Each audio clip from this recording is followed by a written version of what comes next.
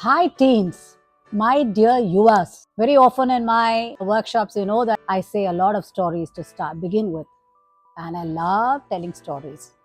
And especially for you to get convinced, it's very difficult to tell a story to a teenager. Having said that, today I'm going to attempt one of those which I normally tell in my teenage workshops, and they love it. It so happened that there was a monastery. In that monastery, there were old monks, young monks, and of course, the little monks were there. And all these little monks used to play around a huge Buddha which was made out of clay, almost about 5 feet tall he was, and it was made out of clay. Every time that they played, they used to wonder why is such a huge Buddha made out of clay and not out of marble. See, they often went to their elderly monk and asked them, why? Why is it that our Buddha has to be made in clay? But he said, you will come to know in due course. Once it so happened that it was about to rain.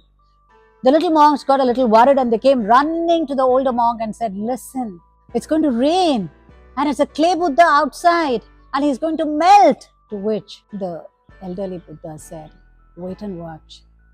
Just be patient. You need to be patient. He said, but there is no ifs and buts. Just be patient. It rained. The children were watching with their awful eyes. They didn't know what was happening. It was melting and melting and melting. Sorrows in their eyes. They were looking at the Buddha. You know what happened? A magic happened. There emerged a golden Buddha. A Buddha made out of gold. Oh my God! Glittering in gold.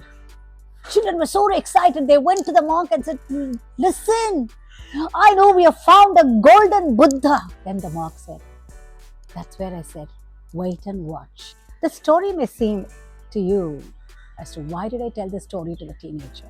To every teenager who's watching this, or every parent who's watching this, every one of you who's watching this, remember, there is a golden Buddha inside you. You need to identify your golden Buddha. We are made out of mud and clay, that's it.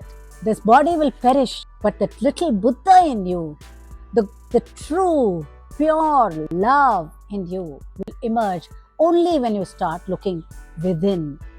You start looking not from outside, but from within. This is the story to tell you what sort of a character that you can build. And my workshops are filled with these kind of stories for teenagers. And of course, you can always connect with me in my workshop for teens especially. Thank you.